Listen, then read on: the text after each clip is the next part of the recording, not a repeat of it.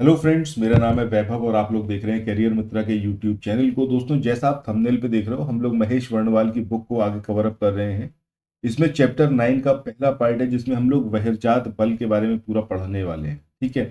और अभी जो आपका उत्तर प्रदेश पीसीएस का एग्जाम होना है या फिर समीक्षा अधिकारी का, उन दोनों के पॉइंट ऑफ व्यू से बहुत ज्यादा इंपॉर्टेंट है। आइए शुरू करते हैं अब आज के अपने इस सेशन को। एक चीज जरूर कहूंगा कि अगर चैनल आपने अभी तक सब्सक्राइब ना किया हो, चैनल को जरूर सब्सक्राइब कर लीजिएगा और नोटिफिकेशन बेल के आइकन को जरूर प्रेस करिएगा। अच्छा, अब सबसे पहले यहाँ पर बात ये उठती है कि भाई ये जो चैप्टर है, यहाँ से किस तरीके से क्वेश्चन आपसे पूछा जा सकता है। तो पहला जो इसके अंदर क्वेश्चन रहता है, इस तरीके से आपसे पूछा जा सकता है वो क्वेश्चन, जिसमें यहाँ पर आपसे पूछा गया है कि अनाच्छादन की प्रक्रिया है, उस प्रक्रिया के अंतर्गत अपक्षय और अपर्दन की क्रियाएं शामिल होती हैं। आपको दो स्टेटमेंट सिंपल दिए हुए हैं और इन दो स्टेटमेंट्स में से आपको बताना है कि कौन से स्टेटमेंट सही हैं। ठीक है।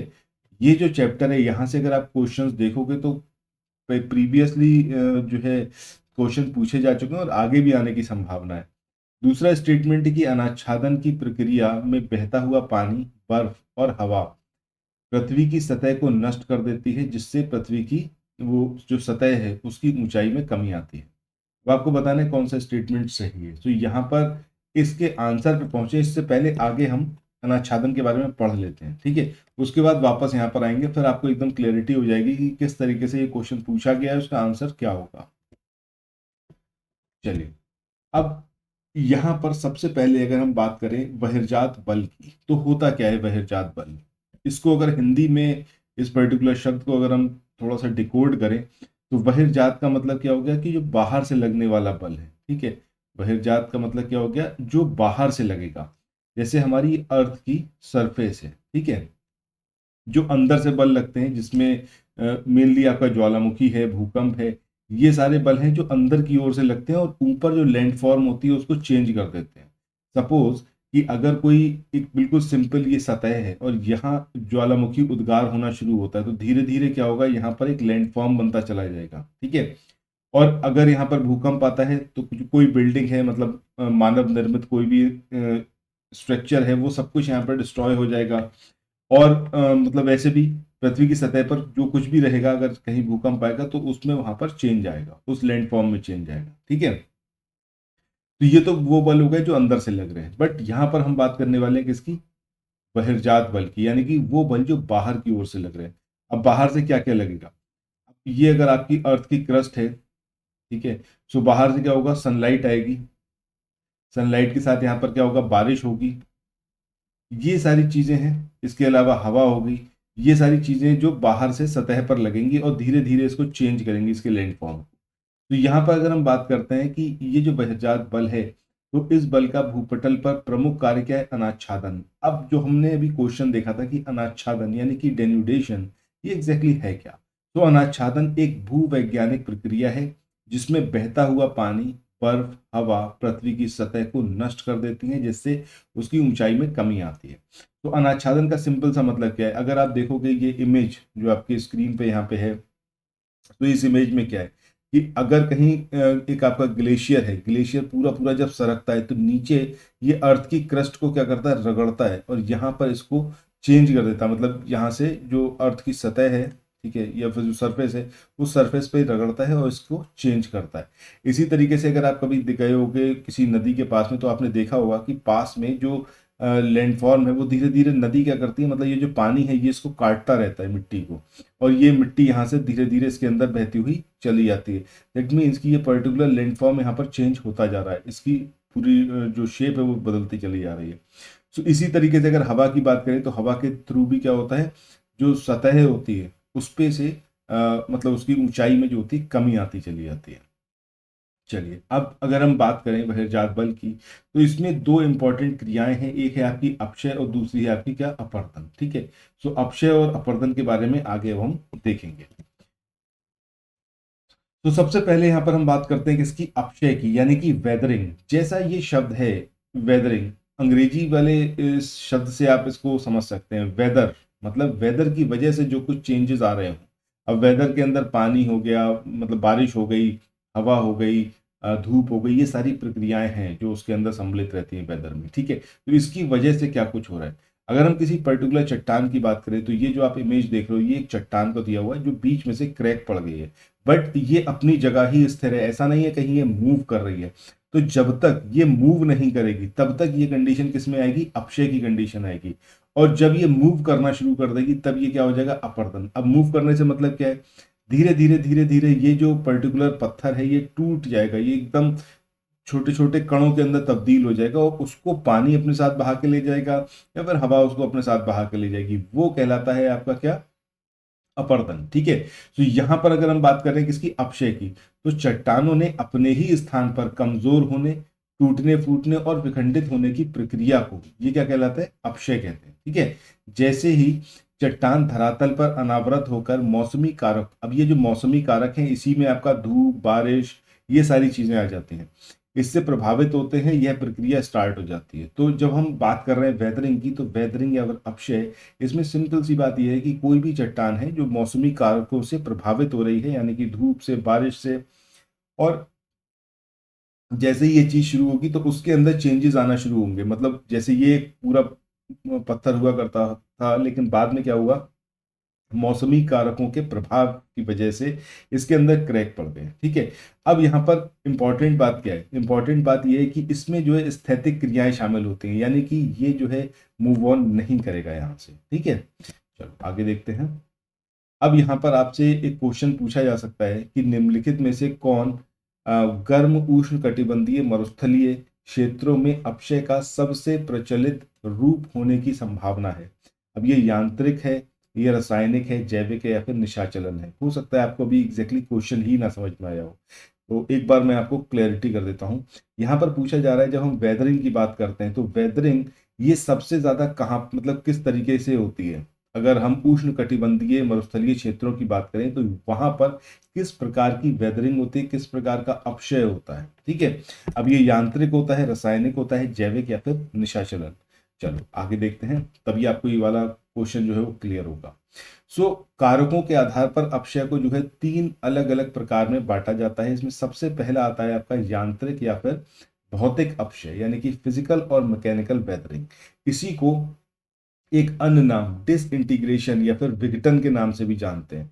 जैसा आप ये पर्टिकुलर वर्ड है, देखो शब्दों को समझना अगर सीख जाओगे आप, तो उसके बाद आपको चीजें बहुत क्लियर हो जाएंगी।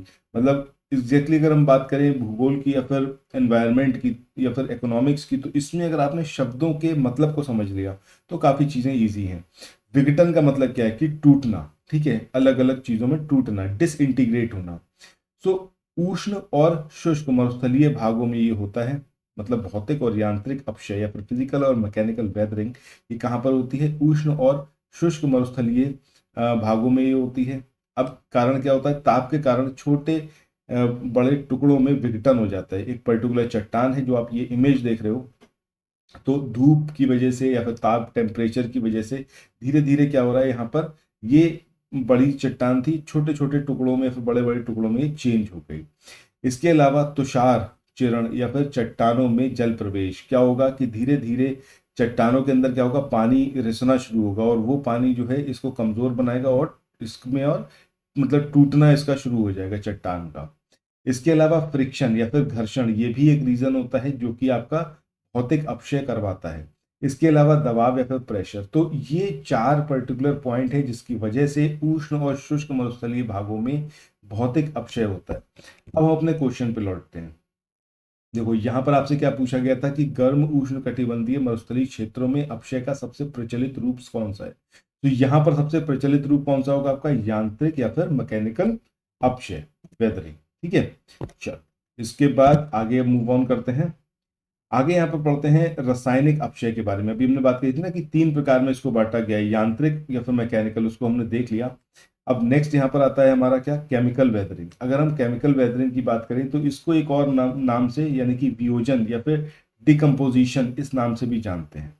इसमें क्या होगा, रासायनिक अपक्षय में मिट्टी और चट्टानों की जो आणविक संरचना है उसमें बदलाव आता है। हो सकता है कि अगर आप ये देख रहे हो कि ये एक चट्टान है, इसका शेप अभी इतना है और बाद में भी इतना ही रहे, अगर इसके अंदर क्या हो, केमिकल वेदरिंग या फिर रासायनिक अपक्षय हो, मतलब इसके आकार में कोई भी परिवर्तन नहीं होगा, बट इसका जो केमिकल कंपोजिशन है वो कंपोजिशन बदल जाएगा। ठीक है। और इस प्रकार का जब अपक्षय होगा वो क्या कहलाएगा, आपका रासायनिक अपक्षय। इसमें एक चीज याद रखनी है कि उष्ण कटिबंधीय आर्द्र भागों में रासायनिक अपक्षय होता है, यानी कि वो एरिया जहां पर मतलब नमी ज्यादा रहती है वहां पर इस तरीके का अपक्षय या फिर वेदरिंग देखी जाती है। इसमें तीन चीजें प्रमुख हैं, एक है ऑक्सीकरण, एक है कार्बनीकरण और एक है आपका जलयोजन, यानी कि ऑक्सीडेशन, कार्बोनेशन और हाइड्रेशन। ये पर्टिकुलर पॉइंट महेश वर्णवाल की बुक में इलेबोरेट नहीं करा गया था, बट मुझे लगा कि आपको जरूर पता होना चाहिए, सिर्फ नाम पढ़ के छोड़ देने का मतलब नहीं है। सो अगर यहां पर हम बात कर रहे हैं किसकी, ऑक्सीकरण की, ठीक है। सो ऑक्सीकरण है क्या, इसमें चट्टानों के खनिजों की जो ऑक्सीजन के साथ प्रतिक्रिया है वो होती है, ठीक है। सो क्या होगा यहाँ पर कि चट्टानों के अंदर जो मिनरल हैं वो मिनरल किसके साथ रिएक्ट करेंगे, ऑक्सीजन के साथ रिएक्ट करेंगे, ठीक है। और यही क्या कहलाएगा आपका ऑक्सीडेशन। इससे होगा क्या कि चट्टान की जो खनिज संरचना है वो इसके अंदर चेंज हो जाएगी। जब चट्टानों में खनिजों का ऑक्सीकरण होता है तो वे मौसम के प्रति कम प्रतिरोधी यानी कि लेस रेजिस्टेंट हो जाते हैं। मौसमी का मतलब मौसम का उसके ऊपर, चट्टान के ऊपर बहुत ज्यादा प्रभाव पड़ता है। और अगर हम बात करें लोहा, ये ऑक्सीकरण होने पर क्या होगा, लाल या फिर जंग के रंग का हो जाता है। अब अगर देखो, कभी आपने देखा होगा, लोहे वाले एग्जाम्पल को ही ले लें, कभी आपने देखा होगा कि लोहा अगर उठाकर आप बाहर डाल दो, ठीक है, बाहर डाल दो यानी खुले एनवायरनमेंट में डाल दो, धीरे धीरे क्या होगा, उसके ऊपर जंग लगना शुरू हो जाएगी और वो कमजोर होना शुरू हो जाएगा।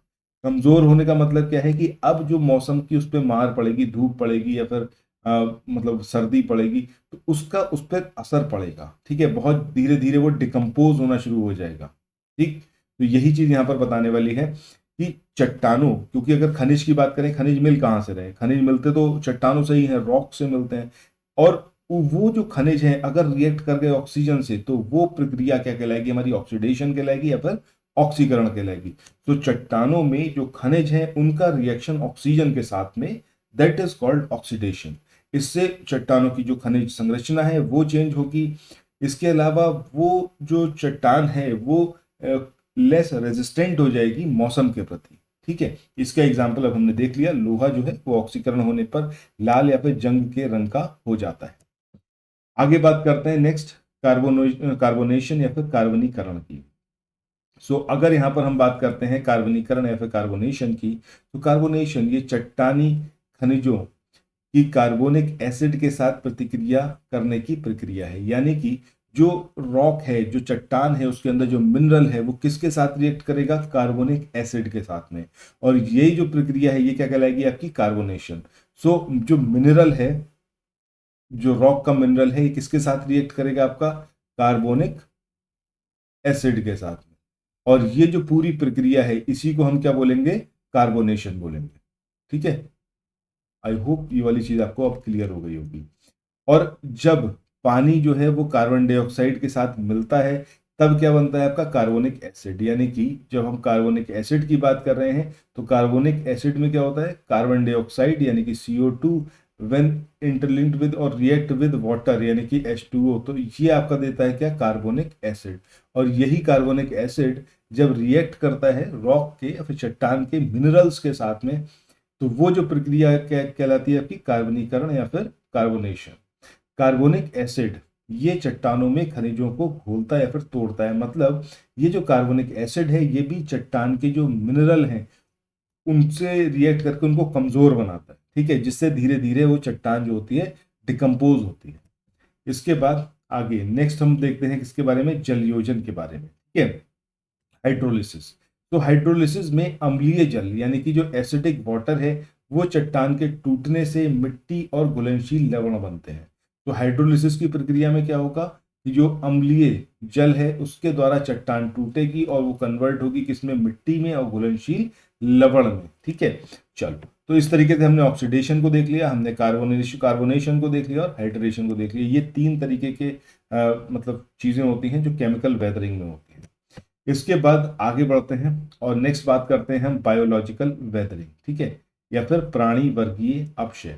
अभी हमने जो चट्टान देखी थी, सबसे पहले हमने चट्टान में देखा फिजिकल या फिर मैकेनिकल जो वेदरिंग हो रही है, दूसरा हमने देखा केमिकल वेदरिंग के बारे में, और तीसरा अब हम देख रहे हैं बायोलॉजिकल वेदरिंग। सो इसमें सबसे पहला जो हमारा था यांत्रिक और फिर फिजिकल वेदरिंग। इसमें क्या हो रहा था कि धूप की वजह से या फिर पानी की वजह से वो चट्टान धीरे धीरे टूट रही थी, ठीक है। इसमें देखा हमने कि इसमें साइज हो सकता है चट्टान का सेम ही रहेगा, बट वो धीरे धीरे कमजोर होने लगेगी और डिकम्पोज हो जाएगी चट्टान।